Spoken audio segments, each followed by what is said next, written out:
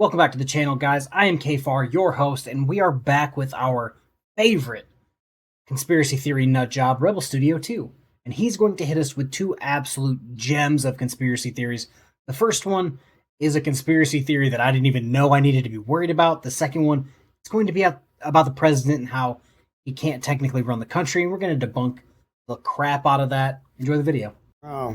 I just bought these Keebler cheese peanut butter crackers. It's the ones that's got 8 in a pack, called Big Snack Pack. And I had one that had no peanut butter in between these. Well, same pack, and it was the first two on the top when I opened it. The first one I grabbed, no peanut butter in it. It has a little bit right there from the other one, just like the other one. And so I'm gonna show you, as you can see, there's no peanut butter on this one, and you can see where there's that little bit and that little bit, and that's it. None in the holes. And then here's the one. That's the other side. And there's no peanut butter in them holes. So this one did not have any peanut butter pretty much inside of it, and neither did the other one. The rest I looked and I can see peanut butter in the holes. There's peanut butter on them. So I think to believe that Keebler is screwing people by leaving some of these without peanut butter, because they can't package them like that without peanut butter in the middle. So my opinion, Keebler is screwing people on these right here. So yeah, that's messed up. Get two of them in a pack and there's no peanut butter in between them. You're getting screwed. You're paying for something you didn't get. And you're paying more. They're not cheap. So that's all I want to say about that. Y'all take care. Bye. Oh boy, so that was obviously the great Keebler caper of 2024, and now we're going to jump to something a little more our speed. A conspiracy theory we are used to dealing with. It's going to be why the president has no power over the United States because it's a corporation. We're going to debunk that shit. Enjoy. You're electing someone to be the president of a corporation. There's nothing in the U.S. Constitution that says the president is the leader of America. Nothing. There's nothing in the Declaration of Independence that says the president is the leader of America. Nothing. Prove me wrong. Show me the documents, the federal documents. It's a United States federal corporation. 28 U.S. Code 3002. Okay, so it's 3 o'clock in the morning. We're going to attempt to do a deep dive into this, but it's 28 USC 3002 definitions. And we're going to have to scroll all the way down. All the way down. To right there. Okay, let me see if I can see it on this screen. United States means A federal corporation, B, an agency, department, commission, board, or other entity of the United States, or an instrumentality of the United States. That's C. In my opinion, a corporation would most likely mean something like the United States, and then other words like the United States Postal Service, which does run as a corporation because it's kind of an offshoot of the federal government, but not the federal government at the same time. It's a weird thing. But in my head, that's what it means by a federal corporation. Second, like an agency, department, commission, board, or other entity of the United States. That can mean basically anything.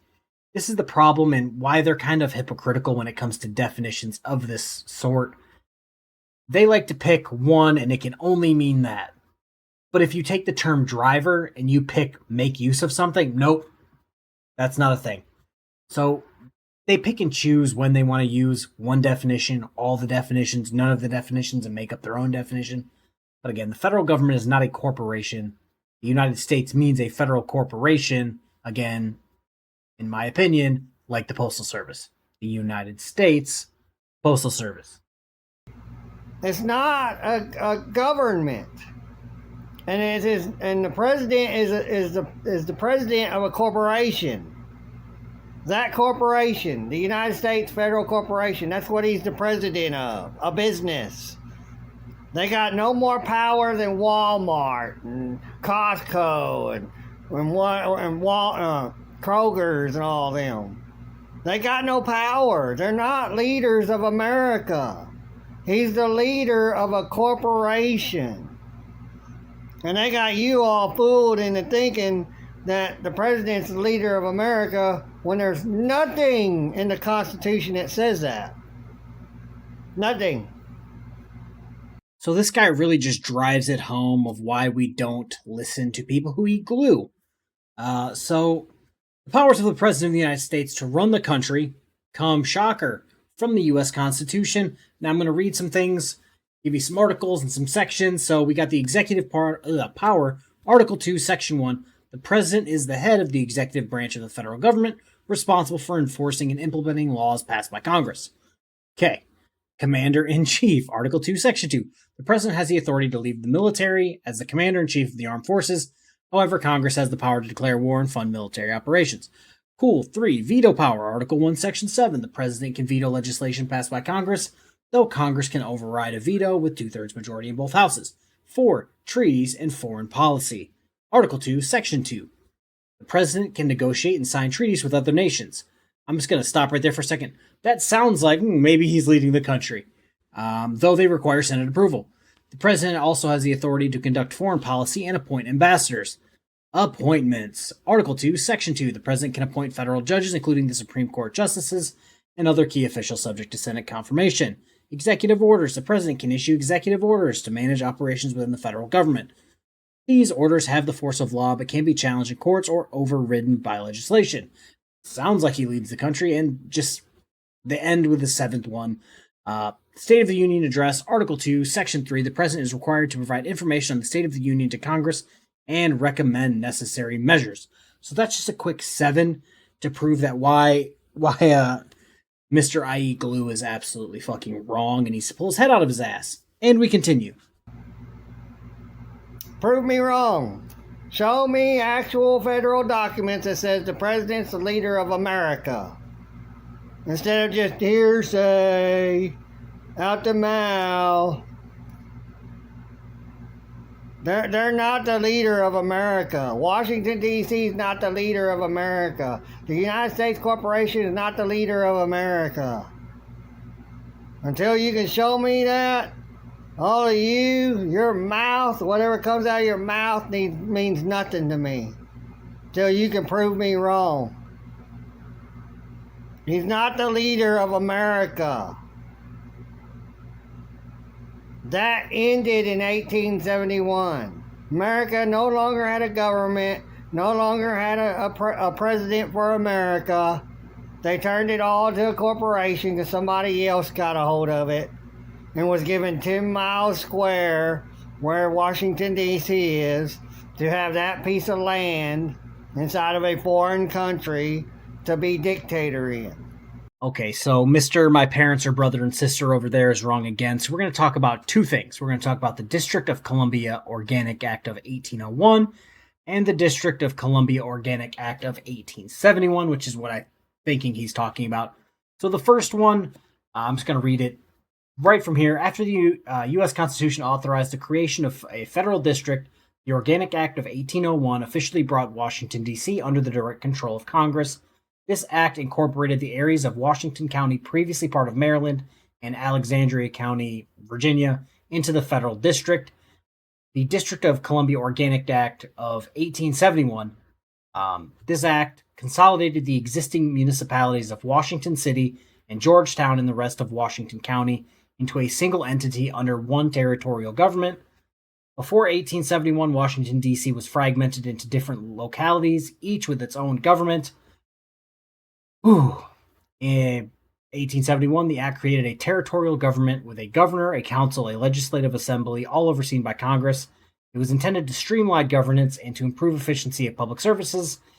It doesn't seem like it went very well because in 1974, the government proved ineffective and financially unstable. As a result, Congress abolished it in 1874, placing Washington, D.C. under direct control of appointed commissioners under the Home Rule Act of 1973, which allowed limited self-governance of the district. So no, it was not a random country coming into America claiming Washington, D.C., and they were being a dictator over it. No, they were just trying to figure out how to make that its own thing so that it wouldn't have any sway or be seen as trying to sway other things. And they goofed it up a bunch of times, so they kept having to fix it. 1801, 1874, 1874, 1973. This guy's full of shit. They're not supposed to enforce anything that they create on American soil, only on their piece of land. That's it. And if they're citizens that comes from foreign countries, comes in and becomes a U.S. citizen, or you go to work for the United States Corporation, you become a United States corporate citizen, and then they come into America. Well, they got control over them. They can reach in to get a hold of them, but they can't touch anyone else. We're not U.S. citizens. That's not our president. We're not U.S. citizens. You have no birth certificate to say you're a U.S. citizen. Till y'all can prove any of this to me, you are conspiracy theorists. You're tinfoil hatters. Because you believe something that ain't true. You're not U.S. citizens, and the president's not the leader of America. That's conspiracy theory. So you all take care. Bye. So what Elmer Fudd's special ed cousin's doing is projecting. If you guys were paying attention during the first part of the video, the Keebler cookie caper, or whatever the hell I called it, this guy is a conspiracy theorist at best. I've shown enough videos of him to prove that. He's a legitimate sovereign citizen with the private plate, putting do not trespass signs on his car, thinking that that makes any difference whatsoever. I believe he also said that there is no speed limit in Texas. All my Texans out there already clued me in that that was fucking wrong. Feel free to throw that in the comments as well. To end this, I'm going to say do not harass this guy. But if you want to go and correct him on anything that he said, he asked for proof. If you want to go give him some proof, it is Rebel Studio 2 with no space and the number 2 not spelled out. He's got like 3 accounts, like Rebel Studio 2 with a space, Rebel Studio 2 with no space. I believe he's already got Rebel Studio 3 because this guy spews nothing but misinformation. And every once in a while, he'll get dinged by Twitter, YouTube, and then he'll cry about it. So do with him what you will. I'm not going to say yay or nay. Just you guys are adults. Do whatever you want to do. Have a good rest of your night. Peace.